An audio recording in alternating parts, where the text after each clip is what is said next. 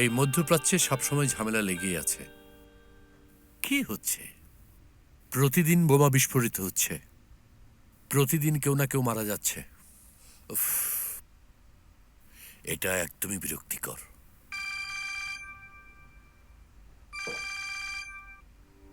Hello hello, আমি আপনার কথা শুনতে পাচ্ছি না। হ্যালো,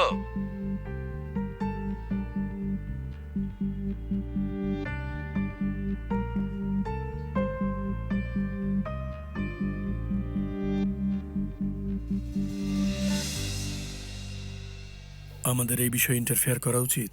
ভাই কি হচ্ছে চলো জেনে আসি। কোনো সমস্যা হলে তারাই আমাদেরকে জানাবে। তুমি কোন মুখ নিয়ে এই বাড়িতে এসেছো? কোন সাহসে এসেছো? এই জন্যই তুমি আমাকে গুলি করেছিলে? হ্যাঁ, আদিল তোপাল আমার বাবা। আমি আপনাকে বলতে চেয়েছিলাম কিন্তু পারিনি। আয়েশাকেও আপনাকে বলতে নিষেধ করেছিলাম। তুমি এটা লুকিয়েছো কেন? আমরা চেষ্টা করেছি।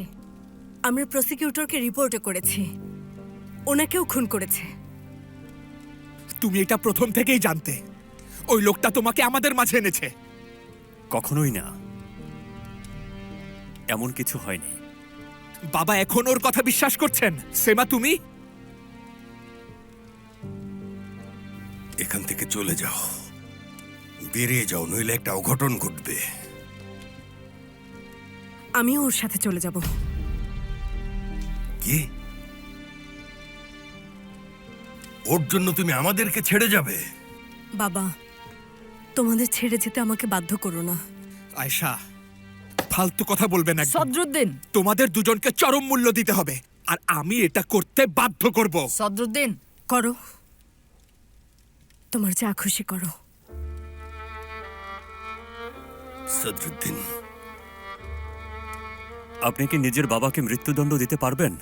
বাহারি বাবা, আপনি কি নিজের বাবাকে শত্রু করতে পারবেন? ওই লোকটা আমার ছেলেকে মেরে ফেলেছে। তুমি জানো আমি বহু বছর ধরে তাকে খুঁজছি, আর এতদিন পর তাকে খুঁজে পেয়েছি। তোমরা তার হয়ে কথা বলছো? আমার মুখের দিকে তাকাও। তুমি এটা জানো, আর তুমিও জানো এটা। এমন পরিস্থিতি আমি তৈরি করিনি, আয়েশাও তো করেনি। আর আমরা কি বা করেছি বলুন তো? আমি কি আমার বাবার পক্ষ নিয়েছি? আল্লাহ তোমাকে মাফ করুক। তুমি এটা কিভাবে সহ্য করতে পারো? ওকে তুমি কিভাবে সহ্য করছো? বলো কিভাবে সহ্য করো? থামো তুমি, যাও। যেতে চাইলে তাকে যেতে দাও, এক্ষুনি সামনে থেকে চলে যাও। আর হ্যাঁ, তাকে তার ভাইয়ের খুনের হিসেব দিতে দাও। কার হিসাব? আমার ভাইয়ের খুনের হিসাব? তুমি আমার ভাইয়ের খুনের হিসাব আমাকে কাকে দিতে বলছো বলো?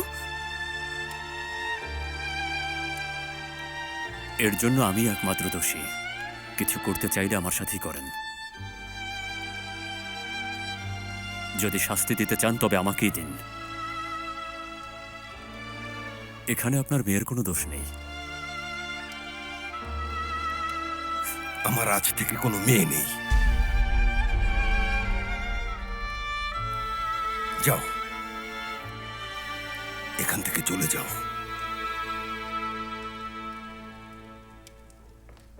যাও।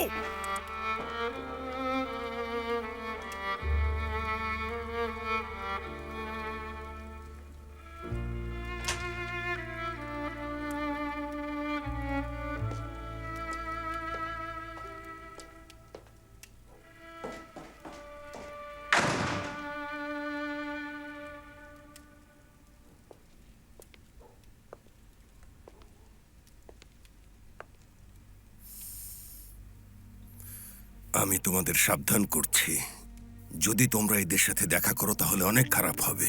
বাবা, এটা দুজনের জন্যই কঠিন। আয়েশার পক্ষে কথা বলার সাহস করো না, ঠিক আছে? ঠিক আছে বাবা।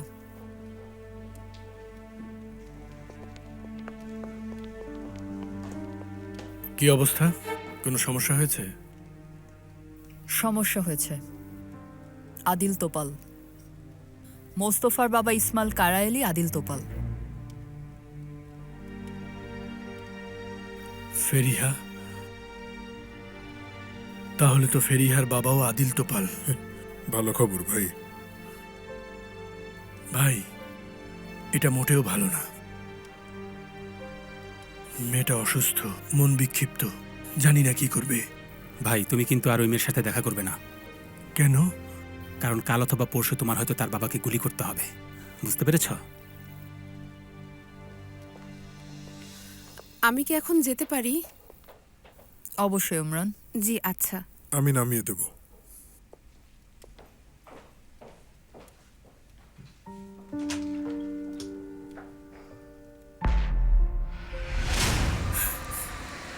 নো, ও আমি চিৎকার করতে চাই। আয়শা, আয়শা, আয়শা, আমার দিকে তাকাও, তাকাও। আমরা এটা কাটিয়ে উঠব। এই সব সমস্যার সমাধান হবে, তুমি কোনো চিন্তা করো না। হ্যাঁ, আমরা কাটিয়ে উঠবো। হ্যাঁ মোস্তফা, ঠিক বলেছো। আমাদের পেছনে অনেক ক্লাস পড়ে থাকলেও আমরা এটা কাটিয়ে উঠবো, তাই না? আমরা পারবো না। ওরা তোমার বাবাকে মেরে ফেলবে, কেন বুঝতে পারছো না? আমরা একটা উপায় খুঁজে ঠিকই বের করব। আমি জানি আয়শা, আমি এটা বুঝি। আমি যে কোনো অবস্থাতে সারা জীবন টিকে থাকতে পেরেছি। তুমি কি আমাকে এখনো চিনতে পারোনি? এটা আমি কিভাবে করলাম? দেখো আয়শা, আমি তোমাকে কোনোভাবেই হারাতে চাই না। আমি তোমাকে ভালোবাসি। ভালোবেসো না, কারণ আমরা যতই ভালোবাসি ততই হারিয়ে যাই। আয়শা, তোমার যদি সবকিছু হারিয়ে যায়, কিছুই যদি আর না থাকে, তবু আমি তোমাকে ভালোবাসবো। কোনো শক্তি আমার কাছ থেকে তোমাকে আলাদা করতে পারবে না।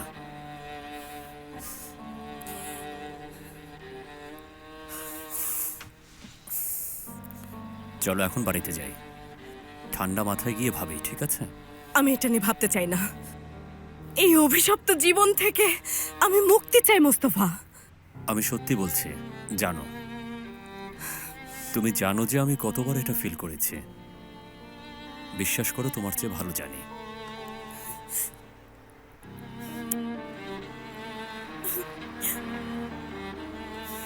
চলো।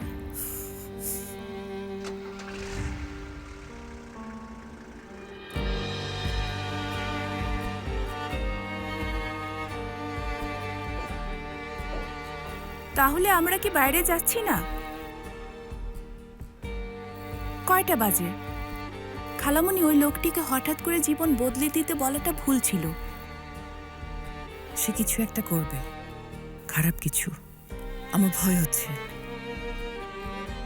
একদিন সকালে পত্রিকা খুলে হয়তো দেখব যে তাকে হত্যা করা হয়েছে। তার সাথে খারাপ কিছু ঘটবে।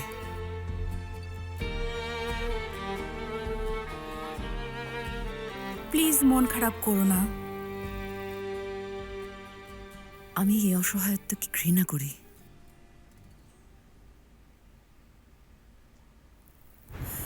আচ্ছা, আয়শা আর মোস্তফা আমাকে চাকরিটা দিয়েছে। মিস্টার বাহারি কি এখন আমাকে বাদ দেবেন? আরে এমন ঘটনা ঘটবে না। ভালো হোক বা খারাপ, আমরা তো এখনো বেতন পাচ্ছি। বাচ্চাটার কিছু চাহিদা আছে, তাছাড়া বাচ্চাটা বড়ও হচ্ছে। চাকরিটা খুব দরকার। আচ্ছা দেখো উমরান, বাহারি বাবা এমনি একজন ন্যায়পরায়ণ মানুষ। তাছাড়া সে জানে এখানে তোমার কোনো দোষ নেই।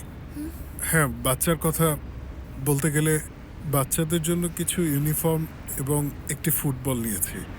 এটা ইসার জন্য।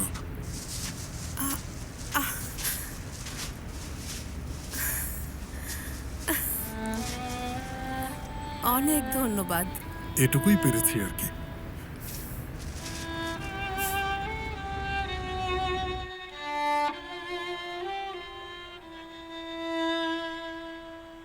আমার বাবা জেল থেকে বের হলে আমি অনেক ম্যাচ খেলতে চাই দাদু। ও অবশ্যই তুমি যাবে ঈসা, ইনশাআল্লাহ। ঈসা ভাইয়া, আমি একবার বাবার সাথে খেলতে গিয়েছিলাম, তারা অনেক বকা দিয়েছিল। তারপর বাবা আমার কান চেপে ধরেছিলেন। আমি এটাও বুঝতে পেরেছি রেফারিদের আসলে অনেক সমস্যা। ঈসা ভাইয়া, অবশ্যই অবশ্যই, ও ঠিকই বলেছে। এইসব বকাঝকা আমরা আমাদের ক্ষেত্রে কিছুতেই দেখতে চাই না। ওয়েট ওয়েট, আমি দেখছি। ও মিসেস উমরান, স্বাগতম। আপনাকেও স্বাগতম, কর্নেল। স্বাগতম। আচ্ছা, মোস্তফা কি এসেছে?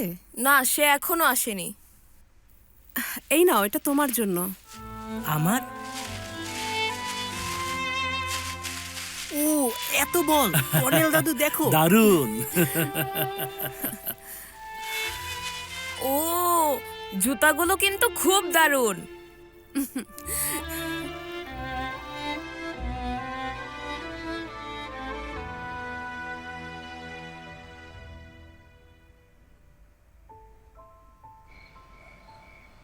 স্যার, বেহেচেদের খুনের ব্যাপারে আপনার কি বলার আছে? মাফিয়াদের বিরুদ্ধে লড়াই করতে আমরা দৃঢ় প্রতিজ্ঞাবদ্ধ। নিশ্চিন্ত থাকুন, যত তাড়াতাড়ি সম্ভব অপরাধীদের চিহ্নিত করা হবে। আমরা এই বিষয়টিকে ছেড়ে দেব না। আপনাদের সবাইকে ধন্যবাদ। আজ আমরা একটি গুরুত্বপূর্ণ বিষয় নিয়ে আলোচনা করব। সবাই সাথেই থাকুন।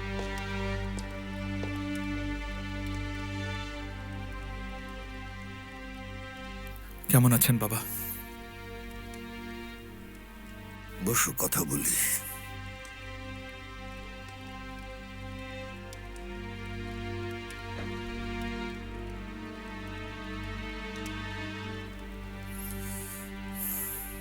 তোমার কাছে ক্ষমা চাইছি।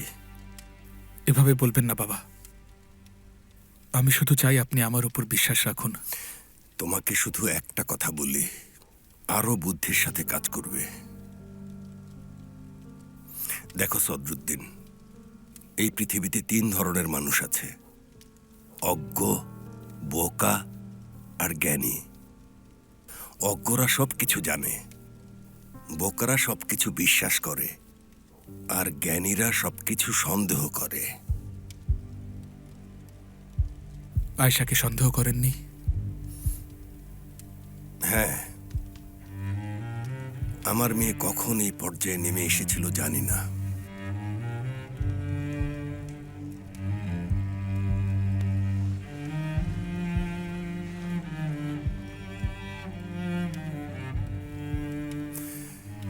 সদরুদ্দিন, তোমার স্ত্রী আর সন্তানকে অবহেলা করো না।